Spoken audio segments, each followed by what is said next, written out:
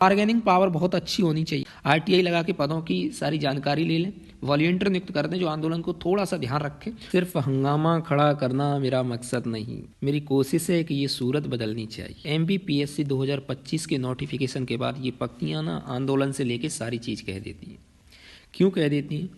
कितना बड़ा आंदोलन हुआ, सारी चीज़ें हुई, फिर भी जो मिला वो क्या मिला, कितना मिला, वो सारी चीज़ों पे चर्चा करेंगे। आज जो मेरे पॉइंट है वो लाइन तो लिखी है लेकिन बहुत इंपॉर्टेंट चीज़ें। अगर आप एमपीपीएससी की तैयारी कर रहे हैं तो इन फ्यूचर आपको किन चीज़ों का ध्यान रखना है और अभी किन चीज़ों का ध्यान रखना है, क्या हो सकता है, सारी चीज़ों पे बिल्कुल चर्चा करेंगे हम। सबसे पहली बात ये है, नोटिफिकेशन में वास्तविक कितनी पोस्ट है, क्योंकि वो सिर्फ दिखाने के दांत हैं, इतना भी ध्यान रखना। 158 भी पोस्ट नहीं है पूरी, ठीक है। क्या पदों की संख्या में वृद्धि होगी, इस पर भी चर्चा करेंगे बिल्कुल डिटेल के साथ।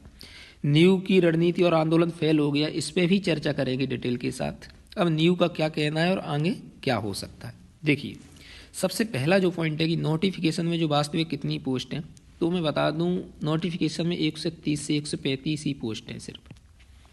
अगर कोई व्यक्ति ये सोच रहा है कि बहुत ज़्यादा है, उसके बाद इतने पद लेके आ पाए, आपको पता है ना, कुछ पद जोड़े गए हैं, कुछ काल्पनिक किए गए हैं, ऐसे वैसे एडजस्ट करने की कोशिश की गई है तब वो, वरना नोटिफिकेशन तो आपको पता है 58 पर ही आने वाला था, सिर्फ 58 पोस्ट पर नोटिफिकेशन आने वाला था। ये हालत है हमारे मध्य प्रदेश की, ठीक है। अब आगे बात करते हैं, क्या न्यू की रणनीति फेल हो गई है या छात्रों का आंदोलन फेल हो गया है? तो मैं कह सकता हूँ कि इसको फेल नहीं कह सकते, मतलब इसको पूर्णतः ये नहीं कह सकते कि सफल हो गया, ये भी नहीं कह सकते। क्यों? पहली बात ये है कि 2023 का रिजल्ट आ गया जो कि मुख्य मांग थी, ये भी हो गया। दूसरी तुम्हारी ये मांग थी कि मार्क्स दिखाए जाएं, वो भी देख लेना आप, ये भी मांग मान लेगा आयोग।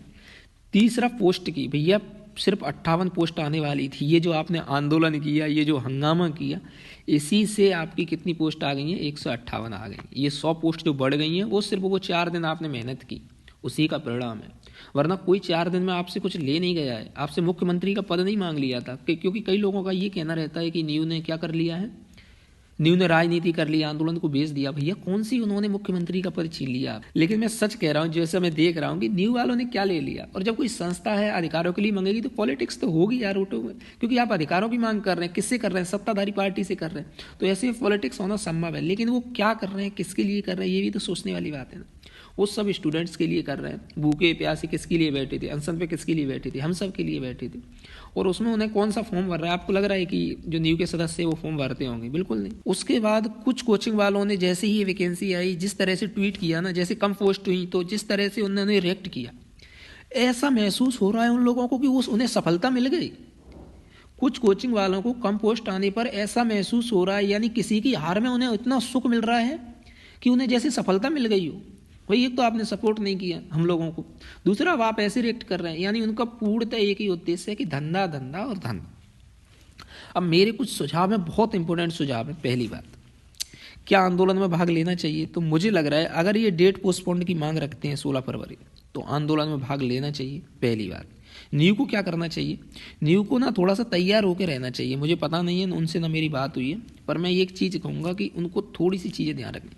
सबसे पहला उनको काम करना चाहिए कि आरटीआई लगा के जितने भी खाली पद हैं उनकी जानकारी ले लेनी चाहिए। इसमें कोई मनाही भी नहीं है, क्योंकि खाली पदों की जानकारी ले सकते, ताकि जब हम अपनी मांग रखेंगे तो वहाँ बहुत अच्छा प्रूफ होना चाहिए और मांग वैलिड होनी चाहिए मीडिया के सामने। तो खाली पदों की पूरी जानकारी आरटीआई के थ्रू विभागों के हिसाब से, तो इस पर काम कर लेनी चाहिए। सिर्फ कहता हूँ हंगामा करना मकसद नहीं है, सारी चीज़ें तैयार होनी चाहिए। आंदोलन को बिल्कुल व्यवस्थित तरीके से चलाने के लिए 10 से 15 बच्चे जो अच्छे हैं उनको वॉलंटियर नियुक्त करना चाहिए और उनके कार्ड बना देना चाहिए, ताकि वो व्यवस्थित करना चाहिए। क्योंकि अंतिम समय पे कुछ महिलाओं या लड़कियों के द्वारा ऐसी शिकायतें की गई जो कि हमारे आंदोलन को कमज़ोर करने वाली थी, ठीक है।